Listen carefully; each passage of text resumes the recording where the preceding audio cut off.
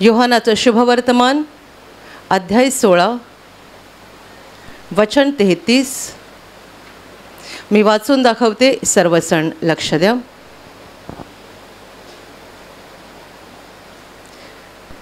माझ्या ठाई तुम्हाला शांती मिळावी म्हणून मी तुम्हाला या गोष्टी सांगितल्या आहेत. जगात तुम्हाला क्लेश होतील, तरी धीर धरा, मी जगाला जिंकले आहे. Hallelujah, hallelujah, hallelujah, hallelujah, hallelujah. प्रभू येशू ख्रिस्त त्याच्या शिष्यांना सांगत आहे, माझ्या ठाई तुम्हाला शांती मिळावी म्हणून मी तुम्हाला या गोष्टी सांगितल्या आहेत. जगात तुम्हाला क्लेश होतील, तरी धीर धरा, मी जगाला जिंकले आहे. Hallelujah, hallelujah, hallelujah. हे वचन प्रभू येशूने अशा वेळेला बोललेलं आहे ज्या वेळेला त्याचा शिष्यांबरोबर शेवटचा संवाद किंवा शेवटची घटका सुरू होती. प्रभू येशूचं दुःख सहन म्हणजे त्याला धरलं जाणं, त्याचे हाल होणं आणि क्रूसावरील त्याचा मृत्यू, या गोष्टी अगदी जवळ आल्या होत्या. आणि या गोष्टी जेव्हा जवळ आल्या होत्या त्यावेळेला तो त्याच्या शिष्यांबरोबर बोलणं करत होता, संभाषण करत होता. हे बोलताना येशू त्यांना असंही म्हणतो, मी तुम्हाला या सगळ्या गोष्टी सुरुवातीपासून सांगितल्या नाही, कारण तेव्हा मी स्वतः तुमच्याबरोबर होतो. मी इतका काळ स्वतः तुमच्याबरोबर होतो म्हणून मी तुम्हाला या गोष्टी सांगितल्या नव्हत्या, तुम्हाला याची गरज नव्हती. पण आता मात्र हे सगळं मी तुम्हाला सांगत आहे. आणि असं सांगून प्रभूने बऱ्याच गोष्टी त्यांना सांगितल्या. ऐकता ऐकता त्यांचं अंतकरण खेदाने भरायला लागलं, दुःखाने भरायला लागलं. प्रभू क्रूसावर मरणार हे खरं तर त्यांना नीट समजलंच नव्हतं, परंतु इतकं समजत होतं की काहीतरी वाईट दुःखद असं घडणार आहे. कारण येशू त्यांना सांगत होता, आता तुम्ही मला बघताय पण थोड्या वेळानंतर तुम्ही मला बघणार नाही. आणि अशा रीतीचं संभाषण जेव्हा तो करत होता तेव्हा शिष्यांची मनं खेदाने भरून जात होती, दुःखाने भरून जात होती. पण मग प्रभू त्यांना पुढे असंही म्हणाला, तुम्ही मला आत्ता बघताय, थोड्या वेळाने बघणार नाही आणि नंतर पुन्हा मला बघाल, पुन्हा मी तुमच्याजवळ येईन. तुम्ही रडाल, सगळं जग आनंद करेल. तुम्ही शोक कराल, सगळं जग हसेल, मजा करेल. पण तुमचं दुःख, तुमचा खेद हाच तुमचा आनंद बनून जाईल, कारण मी पुन्हा तुमच्याकडे येईन आणि पुन्हा तुमची भेट घेईन. Hallelujah, hallelujah, hallelujah. या सगळ्या गोष्टी जेव्हा येशू आपल्या शिष्यांना सांगत होता तेव्हा शेवटी तो त्यांना म्हणतोय, माझ्या ठाई म्हणजे माझ्यामध्ये तुम्हाला शांती मिळावी म्हणून मी तुम्हाला या गोष्टी सांगितल्या आहेत. माझ्यामध्ये तुम्हाला शांती मिळावी म्हणून मी तुम्हाला या गोष्टी सांगितल्या आहेत. जगात तुम्हाला क्लेश होतील, तरी धीर धरा, मी जगाला जिंकला आहे. Hallelujah, hallelujah. आणि मग अजून काही वेळ निघून गेला आणि थोड्या वेळाने येशूला धरलं गेलं. त्याचे हाल झाले. जेव्हा येशूला धरलं गेलं तेव्हाच त्यावेळेला शिष्य घाबरले होते. जेव्हा शिपाई येशूला घेऊन गेले तेव्हा शिष्य घाबरले होते. आणि तिथून येशूच्या दुःखाला सुरुवात झाली. आणि दुसऱ्या दिवशी जेव्हा तो क्रूसावर मरण पावला, शिष्यांची अंतकरणं अतिशय भीतीने आणि दुःखाने भरून गेलेली होती. कारण त्यांना असं वाटलंच नव्हतं की आमचा प्रभू अशा रीतीने हाल भोगून कोणाच्या तरी हातून मृत्यू पावेल, असं त्यांना मुळीच वाटलं नव्हतं. त्यांनी प्रभूचं जे काही सामर्थ्य बघितलं होतं आणि जो अधिकार पाहिला होता त्यानुसार त्यांना ही गोष्ट काही समजत नव्हती की आमचा प्रभू अशा रीतीने कसा मरण पावला. Hallelujah, hallelujah. ज्याने वाऱ्याला आज्ञा दिली आणि वारा शांत झाला, समुद्राला आज्ञा दिली आणि समुद्र शांत झाला. ज्याने आपल्या अधिकाराने आणि सामर्थ्याने समुद्रातलं वादळ पण शांत केलं होतं, त्या प्रभूला कोण धरू शकतं आणि कोण मारू शकतं?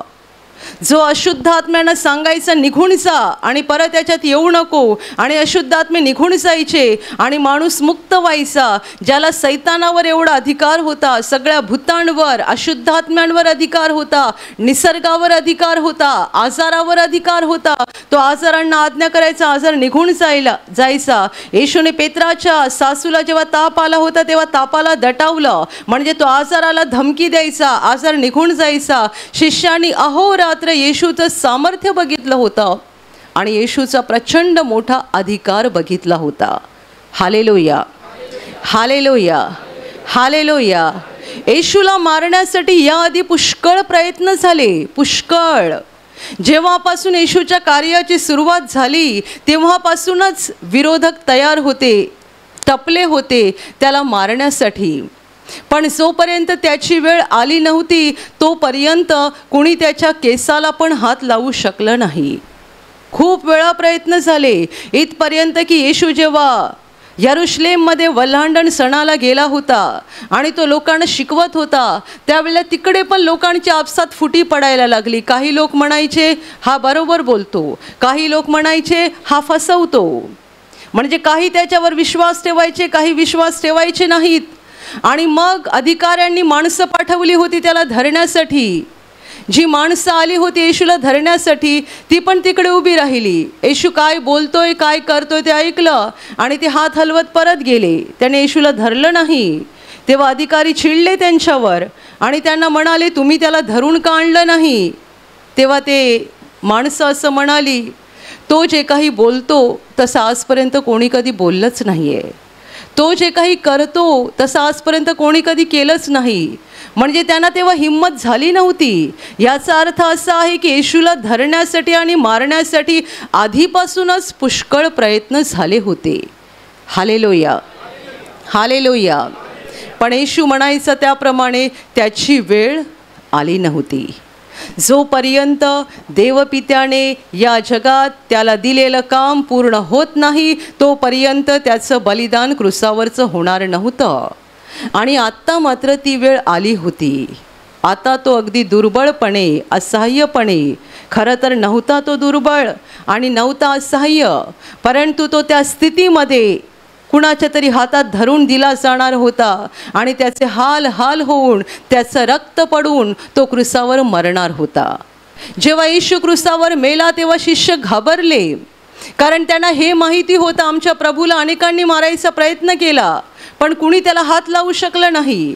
अनेकांनी त्याला शब्दात धरायचा प्रयत्न केला पण त्याच्याकडे एवढं ज्ञान होतं की त्याच्या ज्ञानापुढे कोणाला उभंही राहता येत नाही. काय ज्ञान, काय सामर्थ्य, काय अधिकार, कोण याला धरू शकतो आणि कोण याला मारू शकतो. पण जेव्हा ती ठरलेली वेळ आली तेव्हा मात्र येशूचं बलिदान झालं आणि शिष्य घाबरून गेले. Hallelujah, hallelujah, hallelujah. परंतु येशूने त्यांना मरणाच्या आधी सांगितलं होतं, मी आता थोड्या वेळानंतर तुम्हाला दिसणार नाही आणि पुन्हा मी तुम्हाला दिसेन आणि तुमची भेट घेईन, तेव्हा तुमचं हृदय आनंदित होईल. काही काळ, काही वेळ तुम्ही मला बघू शकणार नाही, तेव्हा तुम्ही रडाल आणि सगळं जग हसेल. तुम्ही शोक कराल आणि जग आनंद करेल. पण हा तुमचा शोक आणि हे तुमचं दुःख आनंदात बदलून जाईल, कारण मी पुन्हा तुमच्याकडे येणार आणि पुन्हा तुमची भेट घेणार. त्यांना ते समजत नव्हतं, पण जेव्हा प्रत्यक्षात घडलं तेव्हा त्यांना समजलं प्रभूने काय सांगितलं होतं. येशू क्रूसावर मेला, शिष्य घाबरले. येशूचं शरीर कबरेमध्ये ठेवलं गेलं. कबरेवर भली मोठी धोंड ठेवली गेली आणि केवळ धोंड नाही तर पहारा ठेवला गेला शिपायांचा. कारण ज्या अधिकाऱ्यांनी येशूला मृत्यूदंड दिला होता त्यांना भीती वाटत होती की हा माणूस जिवंत असताना म्हणत होता की मी तिसऱ्या दिवशी उठणार, तर काय सांगावं, याचे शिष्य येतील आणि याचं शरीर चोरून नेतील आणि सांगतील की हा उठला आहे. म्हणून कबरेवर फक्त भली मोठी धोंड ठेवली नाही तर कबरेवर मोठा पहारा ठेवण्यात आला कडक बंदोबस्त करण्यात आला की कुणी ती कबर उघडू नये आणि कुणी त्याच्या प्रेताला हात लावू नये. माणसाने केवढीही ताकद लावली तरी देवाच्या ताकदीपुढे माणूस शून्य आहे. आपण गाण्यामध्ये गातो ना, तुझ्या सामर्थ्यापुढे मस्तक माझे झुके.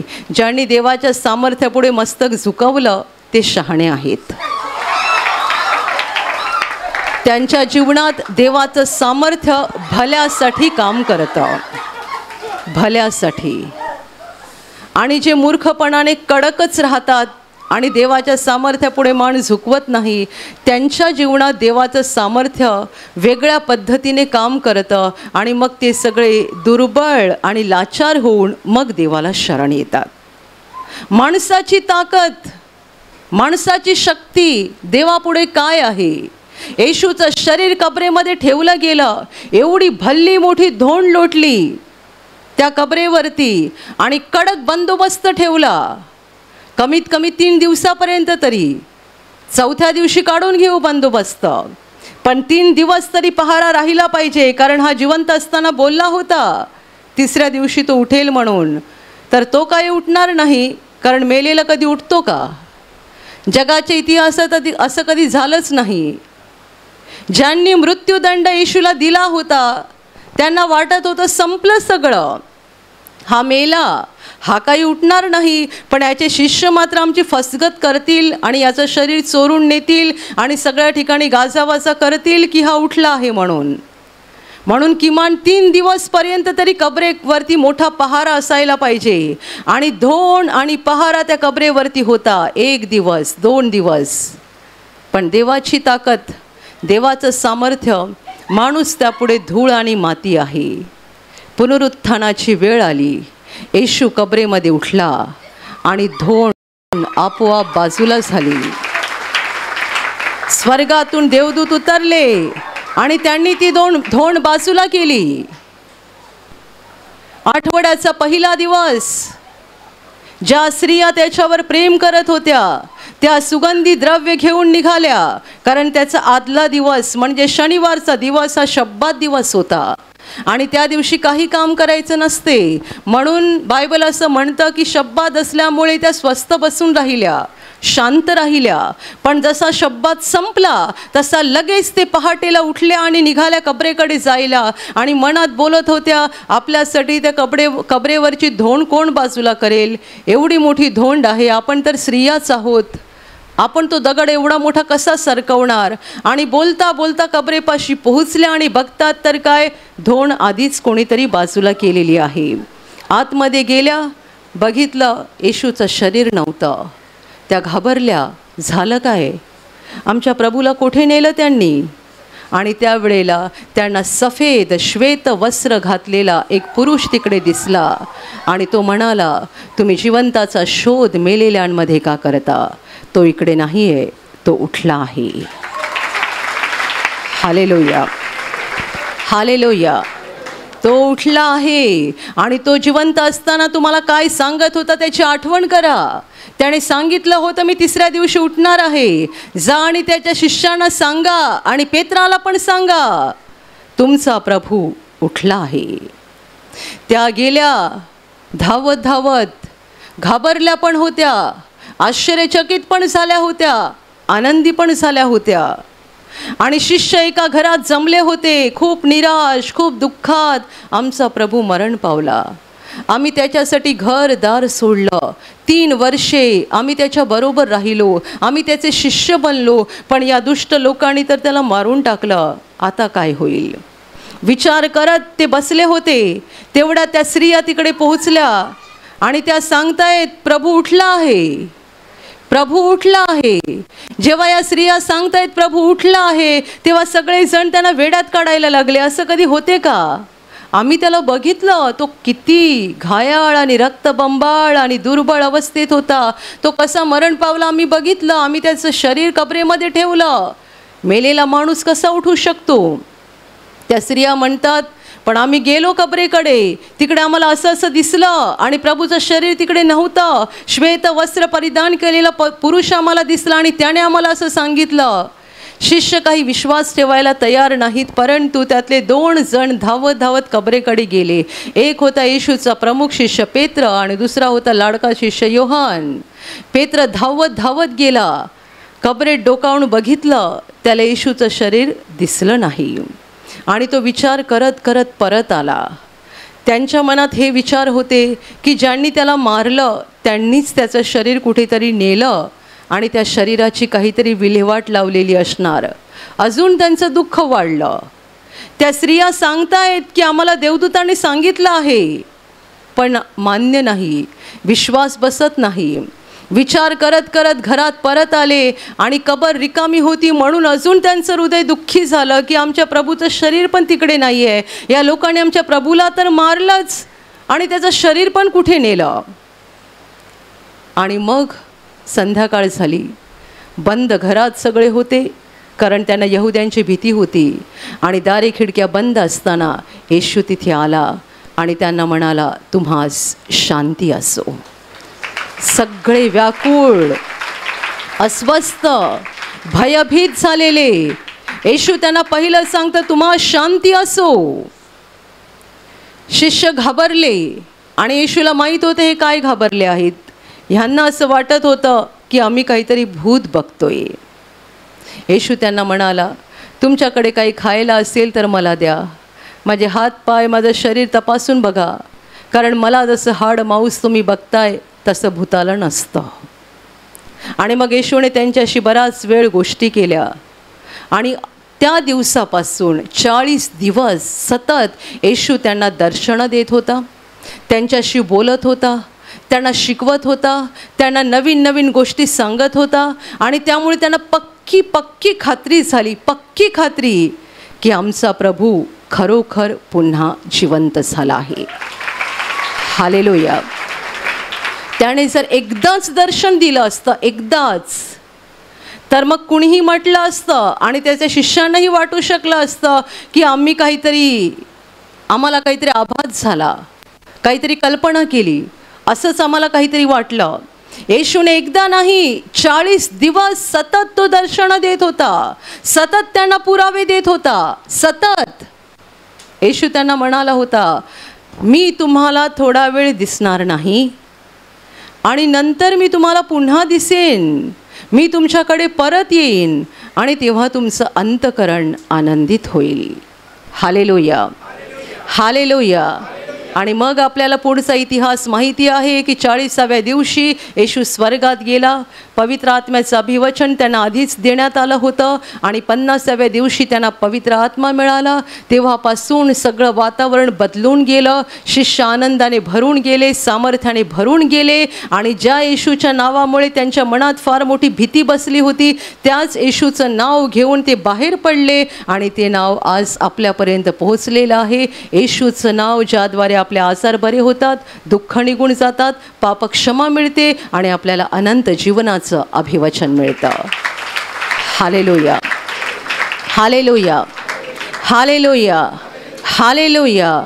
माझ्यामध्ये तुम्हाला शांती मिळावी म्हणून मी तुम्हाला या गोष्टी सांगितल्या आहेत. जगात तुम्हाला क्लेश होतील, तरी धीर धरा, मी जगाला जिंकला आहे. क्लेश, येशूने सगळ्या दुःखाला एकच शब्द वापरला, क्लेश. तुम्ही मला सांगा, मानवी जीवनामध्ये किती प्रकारचे क्लेश असतात. जेव्हा येशू क्रूसावर मेला तेव्हा या 11 शिष्यांची काय अवस्था झाली. 12 मधला एक निघून गेला होता, 11 राहिले होते.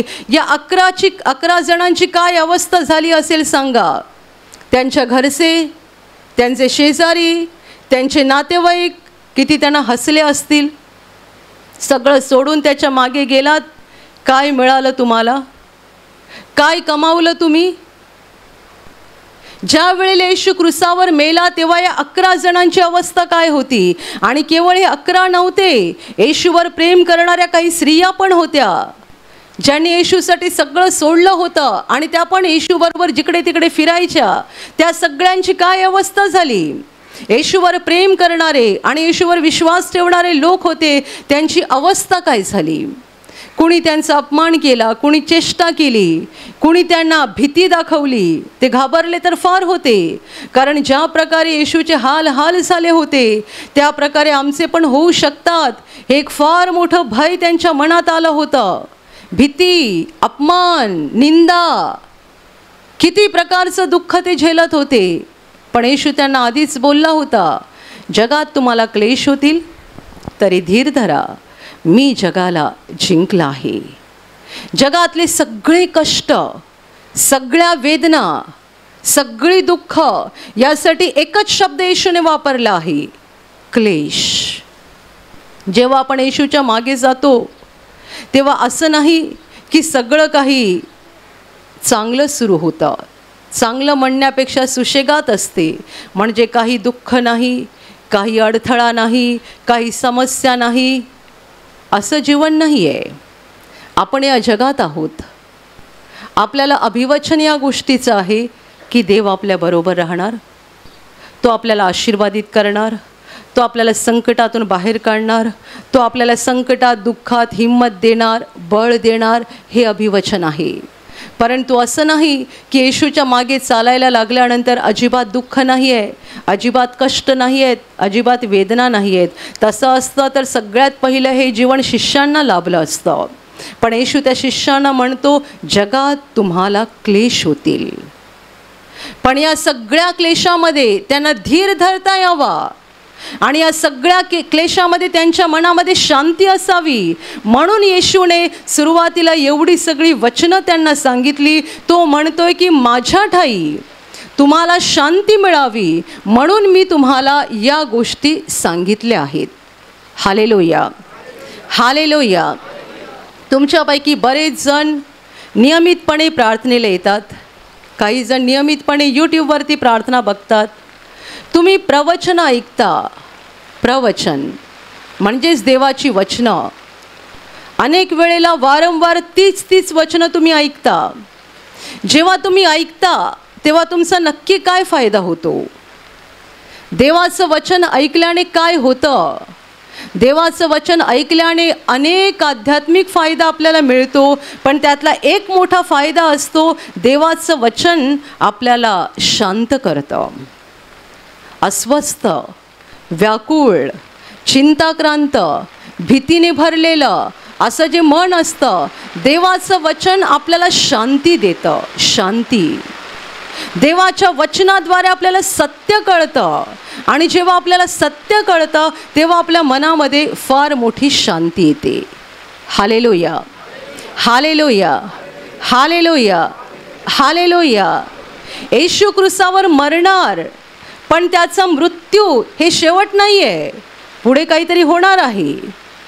येशू शिष्यांपासून वेगळा होणार, कारण हाल भोगून तो क्रूसावर मरणार आहे. हे जे दुःख आहे, हे दुःख म्हणजे शेवट नाही आहे, पुढे काहीतरी होणार आहे.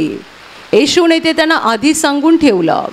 का सांगून ठेवलं? त्यांना जर सत्य समजलं तर त्यांच्या मनामध्ये शांती राहील. जर त्यांना हे सत्य माहीत नसेल तर ते सैरभैर होतील, घाबरतील, अस्वस्थ होतील आणि काहीही चुकीचा निर्णय घेतील. Hallelujah, hallelujah, hallelujah. समजा तुमच्यामध्ये असा एखादा भाऊ आहे ज्याच्याकडे स्वतःचं घर नाही आहे. आज त्याचं वय आहे 45 वर्षे. प्रभूने त्याला सांगितलं, वयाच्या 55व्या वर्षी मी तुला स्वतःचं मोठं सुंदर घर देईन. आज त्याचं वय आहे 45 आणि देव त्याला सांगतोय, वयाच्या 55व्या वर्षी मी तुला मोठं सुंदर घर देईन. त्याला देवाच्या वचनावर विश्वास आहे, खात्री आहे. देव जे काही बोलतो ते तो माझ्यासाठी करणार. काही महिने निघून जातात आणि अचानक त्याच्या अंगावर एक गाठ येते. ती गाठ मोठी होत जाते, दुखायला लागते आणि मग घरचे लोक त्याला म्हणतात, लवकर जाऊन तपासून घे, काहीतरी मोठा आजार असेल. याला प्रभूने काय सांगितलेलं आहे? वयाच्या 55व्या वर्षी तुला मी स्वतःचं सुंदर घर देईन. आज त्याच्या अंगावर गाठ आहे, गाठ वाढत चाललेली आहे, त्याला खूप मोठा त्रास होतोय आणि आता मनात भीती यायला लागली, मी संपणार तर नाही ना, मी संपणार तर नाही ना. जेव्हा त्याला ही भीती येईल तेव्हा त्याने या वचनाची आठवण केली पाहिजे. देवाने मला सांगितलं आहे 55 वर्षाचं झाल्यानंतर माझ्याकडे स्वतःचं घर असणार आहे. याचा अर्थ मी अजून 10 वर्षे जगणार आहे. काही हो, पण मी अजून 10 वर्षे जगणार आहे. हा विश्वास आणि ही शांती त्याला कधी मिळू शकते? जर तो देवाच्या वचनाकडे बघत राहिला आणि देवाच्या वचनामध्ये ठाम राहिला. आपण याचं एक सुंदर उदाहरण बायबलमध्ये बघतो. येशूने आपल्या शिष्यांना सांगितलं आपण पलीकडे जाऊया, आणि मग मचव्यात बसले आणि निघाले. मचवा समुद्रात मध्यावर गेला. जोरदार वादळ सुटलं आणि एवढ्या मोठ्या लाटा यायला लागल्या की त्या लाटांमुळे त्यांचा मचवा पाण्याने भरायला लागला. शिष्य घाबरले, ते थकले, नाव वल्लवून थकले, आणि एवढं पाणी आणि एवढ्या लाटा आणि मचवा अशा रीतीने पाण्याने भरत होता की त्यांना आता पक्की खात्री वाटायला लागली आम्ही आता बुडून मरणार. हे सगळं घडत असताना येशू त्याच मचव्यात होता आणि बायबल म्हणतं की तो वरामावर उशास घेऊन झोपला होता. प्रचंड वादळ, शिष्य ओरडतायत, घाबरले आहेत, मरणाची भीती त्यांच्यामध्ये आलेली आहे. आणि या कठीण प्रसंगात येशू मात्र शांतपणे जाऊन झोपला होता. आणि मग शिष्य त्याच्या जवळ गेले आणि त्याला उठवून सांगतात प्रभूजी आपण बुडालो, आपण बुडालो, आपण बुडालो. याचा अर्थ तू पण बुडणार आहेस. फक्त आम्ही नाही, तू पण बुडणार आहे. ते आम्ही बुडालो असं नाही म्हणत, आपण बुडालो. तेव्हा येशू उठला आणि येशू उठल्यानंतर शिष्यांकडे बघितलं नाही, त्यांना ओरडला नाही, त्यांना काही बोलला नाही. पहिलं तो वाऱ्याशी बोलला आणि समुद्राशी बोलला. कारण आपण जसे माणसाशी बोलतो तसा तो त्याच्या निर्मितीशी बोलतो, सगळ्या निर्मितीशी. तो दगडाशी पण बोलू शकतो. दगड ऐकेल का? आपलं नाही ऐकणार, पण निर्माणकर्त्याचं ऐकणार. Hallelujah, hallelujah. गुरुजी उठा आपण बुडालो असं जेव्हा शिष्य घाबरून बोलले आणि येशूला जागा केलं तेव्हा येशू उठला आणि शिष्यांकडे न बघता पहिलं वाऱ्याकडे आणि समुद्राकडे बघितलं. त्यांना आज्ञा केली, दटावलं, शांत केलं. वारा पडला, समुद्र शांत झाला आणि सगळं काही अगदी निवांत झालं. आणि मग तो शिष्यांकडे वळाला. तोपर्यंत शिष्य घाबरले होते येशूला बघून, आधी घाबरले होते वारा आणि पाणी बघून. पण जेव्हा येशू वाऱ्या आणि पाण्याशी बोलायला लागला तेव्हा हे याला बघून घाबरले. हा आहे तरी कोण? वारा आणि समुद्र यांना हा आज्ञा करतो आणि ते पण त्याचं ऐकतात. हा आहे तरी कोण? आणि येशूने वारा समुद्र शांत केल्यावर त्यांच्याकडे वळाला आणि त्यांना म्हणतो, अरे अहो अल्पविश्वासी, तुम्ही इतके भित्रे कसे? आपण जेव्हा मचव्यात बसायला गेलो तेव्हा मी बोललो होतो ना, आपण पलीकडे जाऊया. जर मी बोललो आपण पलीकडे जाऊया तर जाणार. वादळ येवो, लाटांनी तारू भरून जाओ, काही संकट येवो, पण जर मी म्हणालो आपण पलीकडे जाऊया तर समुद्राच्या पलीकडे आपण पोहोचणार. Hallelujah, hallelujah, hallelujah. देवाचा एक एक शब्द, अगदी छोट्यातलं छोटं वचन पण फार महत्त्वाचं असतं.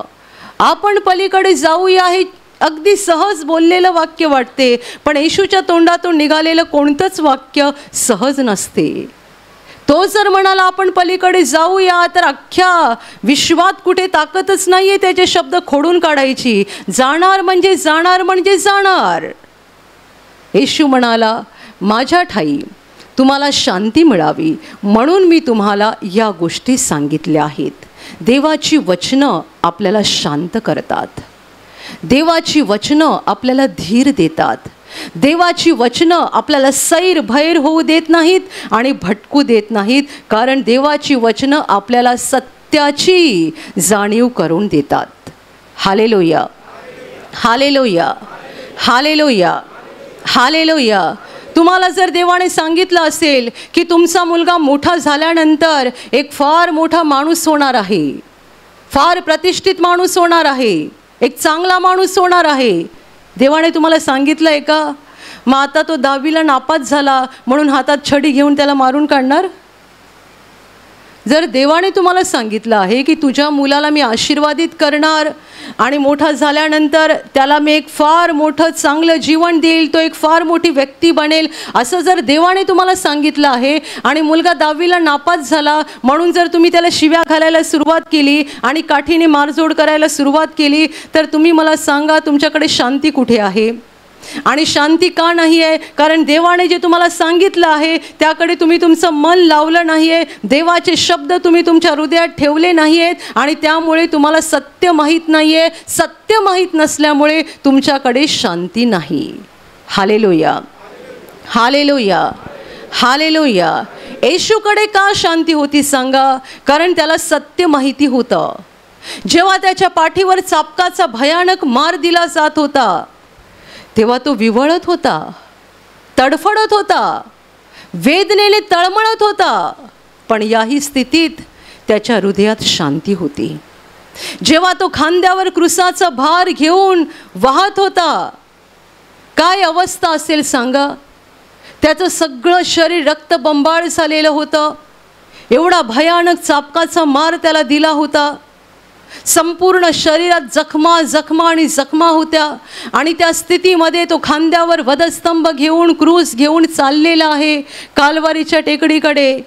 आणि बरेच लोक चेष्टा करतायत, हसतायत, पण त्यामध्ये अशा काही स्त्रिया होत्या ज्या रडत होत्या.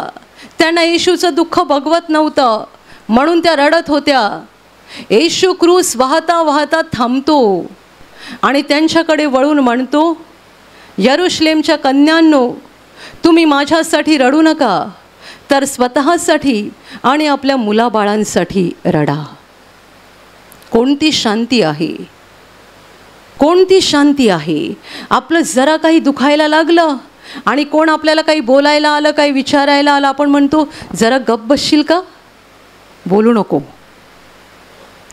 जरा गप्प बसशील का, बोलू नको. थोडा वेळ माझ्या बाजूला कोणी यायचं नाही.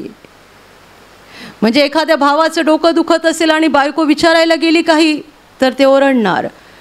एखाद्या बहिणीला काही त्रास झाला असेल आणि मुलगा काही विचारायला आला की ती मुलावर खेकसणार. लांब हो जरा, माझं डोकं दुखते कळत नाही का, मला वेदना होतात समजत नाही का. प्रभूला किती वेदना होत्या सांगा. त्याच्या डोक्यावर काट्यांचा मुकुट होता, ते काटे सगळे आतमध्ये गेले होते. आपलं थोडंसं डोकं दुखलं की आपल्याला सोसवत नाही. त्याच्या डोक्यात किती वेदना असतील, किती वेदना. पाठीवर चाबकाचा एवढा भयानक मार, संपूर्ण शरीराची चाळण झाली होती त्याची, रक्तबंबाळ, अशक्त, दुबळा आणि वर क्रूसाचा भार.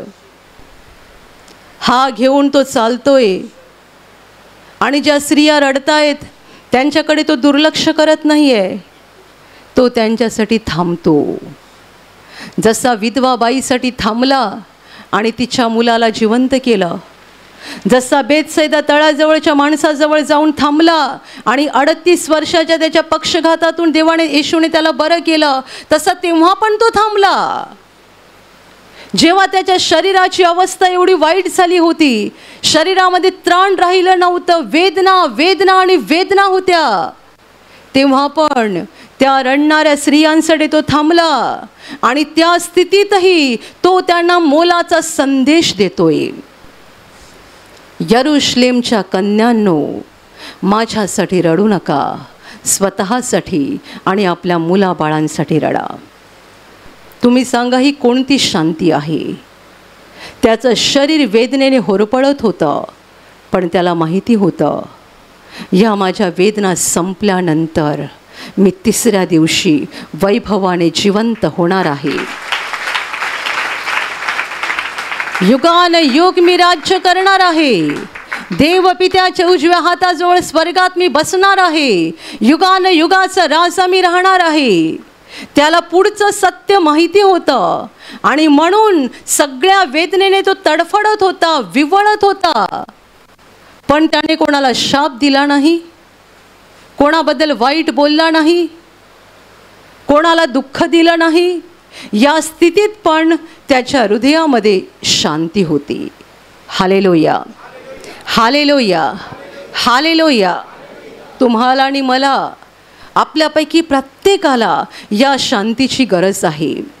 कारण आपल्या जीवनातले क्लेश कधी संपत नाहीत. आपण सांगू शकणार नाही आज 8 सप्टेंबर 2024 हा माझ्या आयुष्यातला शेवटचा दिवस, यानंतर माझ्या जीवनात काही दुःख येणार नाही, यानंतर माझ्या वाट्याला काही कष्ट येणार नाहीत, यानंतर मला काहीच दुःख येणार नाही, काहीच अडथळे येणार नाही असं आपण सांगू नये. कारण आपण जगात आहोत. तर येशू म्हणतो जगात तुम्हाला क्लेश होतील. क्लेश, एक संकट गेलं की दुसरं आपली वाट बघत असते. ते संपायचं आहे तोपर्यंत तिसरं आपली वाट बघत असते. सुरूच असतात. घरामध्ये, कंपनीमध्ये, ऑफिसमध्ये, प्रवासामध्ये, सगळ्या ठिकाणी क्लेश सुरू असतात, दुःख सुरू असतात. आपण एका आजारातून बरे झालो की आपल्याला बरं वाटते. थोडे दिवस बरे जातात, तोपर्यंत घरात दुसरा कोणीतरी आजारी होतो. क्लेश जगातले संपत नाहीत. आपण अंधाराने भरलेल्या जगात आहोत, त्यामुळे क्लेश संपत नाहीत. पण येशू म्हणतोय धीर धरा, शांत व्हा, अस्वस्थ होऊ नका, भयभीत होऊ नका, घाबरून जाऊ नका. कारण मी जगाला जिंकलं आहे. शेवटी मी विजयी झालेलो आहे. त्यामुळे जितके त्याच्यावर विश्वास ठेवतात ते पण विजयी झालेले आहेत. हालेलुया. आपण जर येशूवर विश्वास ठेवलेला आहे तर आपण पण विजयी आहोत. हे क्लेश संपतील, हे दुःख संपेल. काही लोक म्हणजे विश्वासणारे लोक असे असतात की संकट आल्यानंतर, एखादा आजार आल्यानंतर लगेच अस्वस्थ होतात आणि म्हणतात देवाने असं का केलं, हे असं का झालं, मी एवढी प्रार्थना करतो, मी इतका प्रार्थनेला जातो, मी घरी उपवास प्रार्थना करते, देवाने असं का केलं. म्हणजे तुम्ही सैरभैर झालात. आम्हाला शांतीची गरज आहे. कोणतंही संकट येवो, कोणतंही दुःख येवो, कोणताही आजार येवो, आमची शांती बघून सैतानच पळून गेला पाहिजे. जेव्हा मी सैरभैर होतो ना तेव्हा त्याला बरं वाटते. पण जेव्हा आपण शांत राहतो तेव्हा तो फार संतापतो. आणि येशू नेमकी आपल्याला त्याची शांती देतोय. तो म्हणतो शांत रहा, शांत रहा. तुम्हाला मोठा आजार सांगितला आहे का, शांत व्हा, मी जगाला जिंकलं आहे. तुमच्यावर मोठं संकट आलंय का, शांत रहा, मी जगाला जिंकलं आहे, मी जिंकलं आहे. तुम्ही सांगाल येशूने जिंकलं आहे, आपल्याला काय फायदा. त्याने जिंकलं आहे म्हणून तर आपल्याला फायदा आहे. आपण काय सैतानाला हरवणार. त्याने हरवलं आहे आणि आपण त्याचे आहोत म्हणून त्याच्या शक्तीने आणि त्याच्या नावाने आपण सैतानाला हाकलून लावू शकतो. इतकंच नाही तर आपला विजय शेवटी तेव्हा होणार आहे जेव्हा आपण येशूच्या उजव्या हाताजवळ उभे राहणार आहोत आणि तिकडून अनंत जीवनात म्हणजे स्वर्गात आपला प्रवेश होणार आहे. Hallelujah, hallelujah, hallelujah, hallelujah. मला येशूच्या उजव्या हाताजवळ उभं राहायचं आहे. त्या न्यायाच्या दिवशी माझी जागा येशूच्या डाव्या हाताजवळ नसावी तर उजव्या हाताजवळ असावी. हे तुमच्या जीवनाचं ध्येय बनवा. ध्येय हे असलं पाहिजे. नाहीतर तुमचं ध्येय असेल प्रार्थना संपली की 1 तासात मला घरी पोचायचं आहे आणि मग ट्रॅफिक लागलं की 2 तास होतील, गेली शांती. आमची शांती अशी पटापट निघून जाते. आम्ही सगळं टाईम लावून काम करतो. एका प्रार्थनेतल्या बहिणीने मला सांगितलं होतं, तिचं मोठं घर आहे, बंगला, पण ती म्हणते मी माझ्या घरात जागोजागी घड्याळं ठेवली आहेत, जागोजागी. कशाला, टाईम बघून काम करते. 5-5 मिनटं, 5 मिनटाला दुसरं काम, 5 मिनटाला तिसरं काम. ती म्हणते बेडरूममध्ये पण घड्याळ, किचनमध्ये पण घड्याळ, दिवाणखान्यात पण घड्याळ, ओटीवर पण घड्याळ, घराच्या मागच्या दाराजवळ पण घड्याळ. कारण तिकडे मोरीत भांडी घासते ना, टाईम बघून घासते. Hallelujah, hallelujah, hallelujah. कारण ती प्रार्थनेला यायची अशी धावत धावत धावत यायची आणि प्रार्थना संपली की धावत धावत निघून जायची. ती म्हणते मी सगळ्या ठिकाणी घड्याळं ठेवली आहेत, टाईम बघून काम करते. तेव्हा मला हसायला यायचं. एक ताप आला ना की सगळी घड्याळं बंद होतील आणि मग बिछाण्यामध्ये हालेलुया हालेलुया हालेलुया. कधी कधी माझं पण होते, मी मोबाईलमध्ये एका दिवसाला 2-3 काहीतरी कामाचे रिमाइंडर लावून ठेवते आणि नेमका तो दिवस जर असा असला की माझ्याने कामच होत नाही की मला त्या रिमाइंडरचाच त्रास होतो. ते सारखे वाजत राहतात पण मला शक्ती नसते की मी उठून ते काम करावं. Hallelujah hallelujah. वेळ आपल्या मालकीचा नाही आहे, वेळ त्याच्या मालकीचा आहे. Hallelujah hallelujah hallelujah. एका बहिणीला संधिवात झाला होता आणि ती जेव्हा माझ्याकडे काउन्सिलिंगसाठी आली, तरुण होती, मला वाटते 40च्या आसपासच काहीतरी वय होतं, रडत होती आणि ती मला म्हणाली की मला सगळं आठवते, मी पूर्वी कशी काम करायची. मी जेव्हा ऑफिसला जायचे तेव्हा धावत धावत ट्रेन पकडायची, बस पकडायची, मग मी धावत घरी यायचे, धावपळ करून घरातली कामं करायची, पहाटे लवकर उठायची, लवकर धावपळ करून कामं करायची. मग आता संधिवात झाला ना, ऑफिस बंद, कामं बंद, घरामध्ये फक्त बसून असते आणि मग घरातच एक काहीतरी काम मोलकरीन कोणीतरी ठेवली कामं करायला, कारण मला काहीच करायला जमत नाही. Hallelujah hallelujah. कसली धावपळ करताय, कसली धावाधाव करताय, शांत व्हा. येशू म्हणतो मी जगाला जिंकला आहे, मी जगाला जिंकला आहे. या शुक्रवारी आपल्याकडे एक सुंदर साक्ष आली. एका भावाने सांगितलं की तो त्याच्या बायकोच्या भांडणामुळे वैतागून गेला होता. वैतागून पुष्कळ भांडण करायची. मग काय झालं, 1 वर्षापूर्वी त्याने यूट्यूबवर आपली प्रार्थना बघितली. गावी बायकोला पण प्रार्थनेची लिंक पाठवली, बायकोने पण प्रार्थना बघायची सुरुवात केली आणि ते म्हणतात तेव्हापासून 1 वर्ष झालं माझ्या बायकोने माझ्याशी भांडण केलं नाही. 1 वर्ष शांती आणि शांती आहे. 1 वर्ष शांती आहे. म्हटलं हा मोठा चमत्कार आहे. 1 वर्षात जर बायकोने भांडण केलं नाही, आणि हे मी बोलत नाही, ते भाऊ स्वतः बोलले.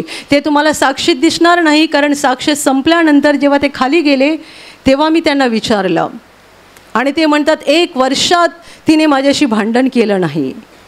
आणि त्याच्या आधी ते म्हणाले रोज रात्री जेवण झाल्यानंतर झोपण्याच्या आधी माझी बायको तुमचं प्रवचन ऐकते आणि मग झोपते. देवाच्या वचनाने तिला पुरं शांत करून टाकलं. Hallelujah hallelujah hallelujah. क्लेश जगात भरपूर आहेत आणि आपण असं समजू नये की आमच्या जीवनात पुढच्या 6 महिन्यात काही दुःख येणार नाही, पुढच्या 1 वर्षात काही दुःख येणार नाही. आपण असं म्हणावं, माझं ध्येय हे आहे की मला त्या न्यायाच्या दिवशी येशूच्या उजव्या हाताजवळ उभं राहायचं आहे. ते माझं ध्येय आहे आणि ती जर खात्री देवाने मला दिलेली आहे तर इकडे किती दुःख येवोत, किती आजार येवोत, किती कष्ट येवोत, आणि इथे पण आपल्याजवळ अभिवचन आहे, देव आपल्या बरोबर आहे. संकटात, दुःखात, त्रासात आपण एकटे नसतो. देवावर विश्वास ठेवणारा कधी एकटा नसतो, देव त्याच्या बरोबर असतो. Hallelujah hallelujah. विश्वासणाऱ्याच्या बाबतीत संपूर्ण बायबलमध्ये खूप वचनं आहेत, खूप वचनं. जे देवावर विश्वास ठेवतात त्यांच्या बाबतीत बायबलमध्ये भरपूर वचनं आहेत. जसा बाप आपल्या मुलावर प्रेम करतो, ममता करतो, तसा देव त्याच्यावर विश्वास ठेवणाऱ्यावर ममता करतो. म्हणून घाबरू नका, अस्वस्थ होऊ नका. आणि हे लक्षात ठेवा, येशू म्हणतोय की मी जगाला जिंकला आहे. सैतानाची सगळी ताकद त्याने हरवून टाकलेली आहे. आज सैतानाचा जो काही आवाज आणि गाजावाज आणि जे आहे ते सगळं पोकळ आहे. मुळात तो हरलेला शत्रू आहे. सैतान आपला शत्रू आहे, पण हरलेला शत्रू आहे आणि दुबळा शत्रू आहे. कारण आपल्याकडे देवाचं सामर्थ्य आहे, आपल्याकडे येशूचं नाव आहे आणि ते सर्वश्रेष्ठ आहे. हालेलुया देवाच्या वचनाकडे आपली लक्ष लावून ठेवा. बायबल वाचा, ती वचनं तुम्हाला शांती देतील. देवासमोर बसा, देवाशी बोला. देव जेव्हा तुमच्या हृदयात बोलेल तेव्हाही तुम्हाला शांती मिळेल. जेव्हा तुम्ही संकटात, आजारात, दुःखात असाल तेव्हा ही गोष्ट करायला कधीच विसरू नका. देवासमोर बसा, शांत होऊन बसा देवासमोर. का माहीत आहे, जेव्हा आपण देवासमोर बसतो शांतपणे तेव्हा आपल्याला आत्म्यात देवाचा आवाज ऐकायला येतो. आणि जेव्हा आपल्याला हा आवाज येतो तेव्हा आपण त्या संकटात पण शांत होतो, त्या दुःखात पण आपण शांत होतो. आपल्याला शांतीची गरज आहे. देवाच्या वचनाकडे लक्ष लावा. आपण हरणार नाही, पराभूत होणार नाही, कारण आपला प्रभू जिंकलेला आहे. तर आपण पण जगाला जिंकलं आहे. आपण सदा सर्व काळ आपल्या प्रभूबरोबर जिवंत राहणार आहोत. Hallelujah, hallelujah, hallelujah. आणि आता मी तुमच्यासाठी प्रार्थना करणार आहे. पूर्ण विश्वास ठेवा की प्रभू येशू एका क्षणात तुम्हाला स्पर्श करून बरं करेल. एका क्षणात तो तुमच्या जीवनातलं दुःख काढून टाकेल, कारण प्रभू आजही जिवंत आहे. 2000 वर्षांपूर्वी तो देहरूपात या जगात होता. आज देहरूपात नाही आहे, पण आत्म्याच्या रूपाने आहे.